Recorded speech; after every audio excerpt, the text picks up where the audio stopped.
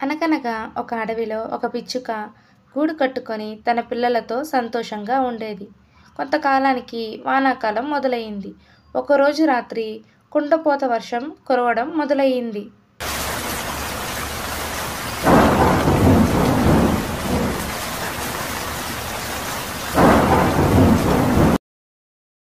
కుండపోత వర్షం బలంగా వీచిన గాలుల వల్ల పిచ్చుక గూడు దూరంగా ఎగిరిపోయింది. పిచ్చుక పిల్లలతో వర్షానికి తడిసిపోసాగింది.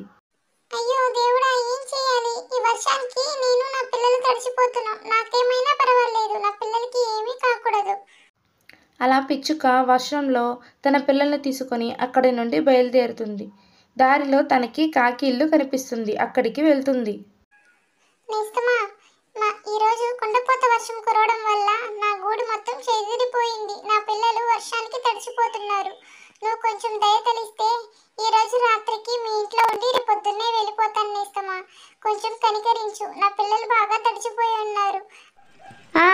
నువ్వు చెప్పేది నిజమే. సరే, దానికి ఇప్పుడు ఏం చేయమంటావు? నా ఇల్లు చాలా చిన్నది. నా పిల్లలు ఇప్పుడే పడుకున్నారు. వాళ్ళకి ప్లేస్ సరిపోదు.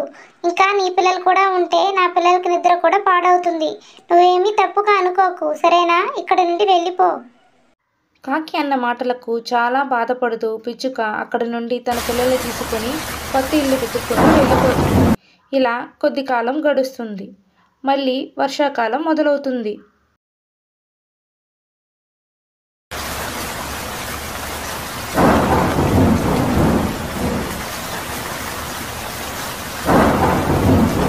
ఈసారి వర్షానికి కాకి ఇల్లు మొత్తం తడిచిపోతుంది.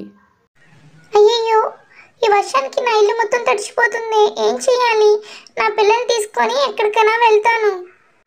అలా కాకి తన పిల్లల్ని తీసుకుని పిచ్చుక ఇంటికి వెళ్తుంది. నేస్తమా, నేస్తమా, మా ఇల్లు ఈ వర్షానికి తడిచిపోయి ఇరిగిపోయింది. నువ్వేమీ అనుకోకపోతే ఈరోజు రాత్రికి మీ ఇంట్లో ఉంటాను. నా పిల్లలు కూడా బాగా తడిచిపోయారు. అయ్యో నేస్తమా, అలా జరిగిందేంటి? సరే పర్లేదు నేస్తమా, ఒక్కరోజు ఏంటి, ఎన్ని రోజులు కావాలంటే అన్ని రోజులు నువ్వు నీ పిల్లలు మా ఇంట్లోనే ఉందూరు కానివ్వండి. సరే, తొందరగా రండి, వేడివేడిగా భోజనం వడ్డిస్తాను. ఇప్పుడే వంట రెడీ చేశాను, సరేనా? పిల్లలు కూడా చాలా ఆకలిగా ఉంటారు. నేస్తమా, నువ్వు పిల్లల్ని తీసుకురా, అందరం కలిసి భోంచేద్దాం, సరేనా? పిచ్చుక మాటలకి కాకికి తను చేసిన తప్పు గుర్తుకు వచ్చి ఇలా అంటుంది. నేస్తమా, నిజంగా నువ్వు చాలా మంచిదానివి. అసలు నేను ఆ రోజు నువ్వు నీ పిల్లలతో నా ఇంటికి వస్తే నేను బయటికి పొమ్మన్నాను. కానీ నువ్వు నా పిల్లలతో నీ ఇంటికి వచ్చినప్పుడు పర్వాలేదు లోపలికి రా అని చెప్పి నన్ను లోపలికి పిలిచావు. నేస్తమా, అరే ఆ విషయం ఇప్పుడు ఎందుకు నేస్తమా? వదిలే, పర్లేదు. ఆ రోజు నీకు ఇబ్బంది కలిగిందేమోలే, పర్వాలేదు నేస్తమా.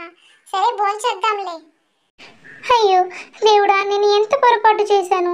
ఈ పిచ్చుక చాలా మంచిది. తన ఇంట్లో నాకు చోటు ఇచ్చింది. నా పిల్లలకి కడుపు నిండా భోజనం పెట్టింది. ఇంకెప్పుడు ఇలాంటి తప్పు చేయను. పిచ్చుక అందరికీ వేడివేడిగా సమోసాలు వడ్డించింది. అందరూ సంతోషంతో కలిసిమెలిసి నవ్వుకుంటూ సమోసాలు తిన్నారు.